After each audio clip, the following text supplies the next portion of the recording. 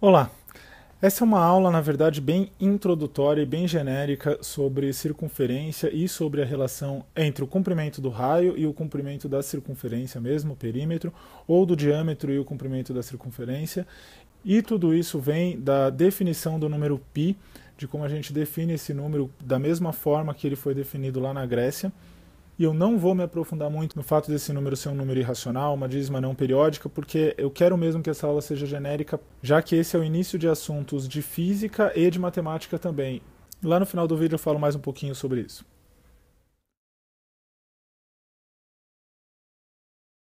Vamos começar agora então nossos estudos sobre a circunferência. Para definir uma circunferência, eu preciso inicialmente do centro dessa circunferência, que a gente chama de C, e do raio dessa circunferência, que a gente chama de R. O raio é sempre a distância entre o centro e a borda dessa circunferência, e a própria circunferência, né?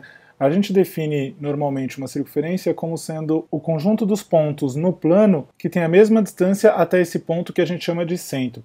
Então, se eu definir centro e raio, eu vou colocar só o que está faltando agora na figura, que é o diâmetro, que são dois raios, né? O maior segmento que a gente consegue colocar dentro de uma circunferência. Então, como eu acabei de dizer, o diâmetro é igual a 2 vezes o raio. Ou, se preferir, o raio pode ser escrito como diâmetro dividido por 2. O fato é que se a gente pudesse cortar essa circunferência e esticar a linha dela, a gente ia encontrar o comprimento dessa circunferência. Que, como a gente já está usando a letra C para designar o centro da circunferência, eu vou chamar o comprimento da circunferência de P, de perímetro. O que intrigou os gregos é o fato de que sempre que a gente divide o comprimento de uma circunferência pelo seu diâmetro, o que é a mesma coisa, como a gente acabou de ver, a dividir o comprimento da circunferência por 2 vezes o raio, pelo dobro do raio, isso sempre vai dar o mesmo número, que é um número irracional e que a gente escreve só usando essa letra grega aí, que é o π. O π é um número irracional e isso significa que ele não pode ser escrito como fração. O π, nesse caso, é um número que aproximadamente pode ser escrito como 3,1415 e mais uma porção de números, infinitos na verdade, que é o que define uma dízima não periódica. O fato de que esses números que tem depois da vírgula aqui são infinitos e não tem um bloco que se repete, então ele não pode ser escrito como fração. E isso que faz com que o número π seja um número irracional. Bom, vou aproveitar essas relações que eu escrevi aqui embaixo e escrever as relações que derivam delas e que são as que a gente mais vai usar de verdade aí nos nossos cálculos, nos nossos exercícios. Se o P sobre D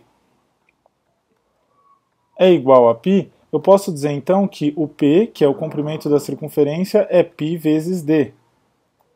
E como a gente sabe, o diâmetro é 2 vezes o raio, é o dobro do raio. Então a gente pode descrever que o perímetro da circunferência, ou seja, o comprimento da circunferência é igual a π vezes 2 vezes o raio.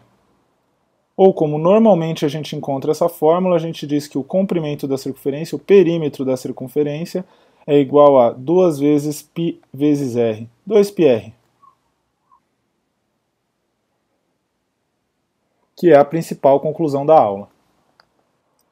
Para mostrar como isso funciona, como essa relação é sempre válida, hein, eu fiz essa construção no GeoGebra, que eu vou deixar disponível inclusive na descrição desse vídeo, e que basicamente tem uma circunferência aqui com centro C e um controle deslizante, que é esse vermelhinho aqui. Então nesse momento eu tenho raio igual a 1, e o comprimento dessa circunferência fica 2π vezes o raio, com aproximação de duas casas, 6,28.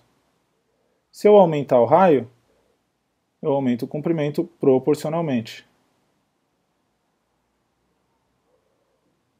Então, se eu tenho, por exemplo, um raio igual a 10, o máximo que dá aí nessa minha construção do GeoGebra, eu vou ter um comprimento da circunferência de 2 vezes π vezes 10, que aproximadamente é 62,83. Sugiro que você dê uma olhadinha nessa construção que está aí na descrição do vídeo, que você vai poder mexer e verificar você mesmo com os valores que você quer.